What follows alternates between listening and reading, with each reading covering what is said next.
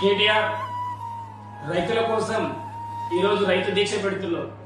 అదే గత 10 ఏళ్లలో నీ పరిపాలనలో మల్లన్న సాగర్ ప్రజలు, మల్లన్న సాగర్ గ్రామానికి చెందినటువంటి మల్లన్న అనే రైతు భూమిని కోల్పోయి మనస్తాపం చెంది తమ ఇంటి నిర్మాణం కోసం తెచ్చుకున్నటువంటి కట్టెలను చితిగా పేల్చుకొని కాలి మడ్డైతే కనీసం వెళ్ళి నువ్వు ఆ కుటుంబాన్ని కూడా పరామర్శించలేదు.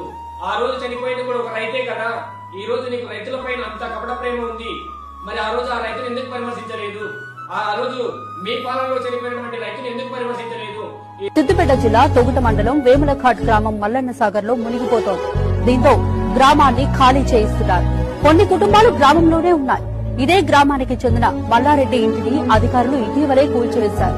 ఆ ఇంటి నిర్మాణంలో వాడిన కలపను ఒక చోటుకు చేర్చాడు మల్లారెడ్డి. వాటినే చితిగా పేర్చాడు. చితికి నిప్పంటించుకుని అందులో దూకి ఆత్మహత్యకు పాల్పడ్డాడు.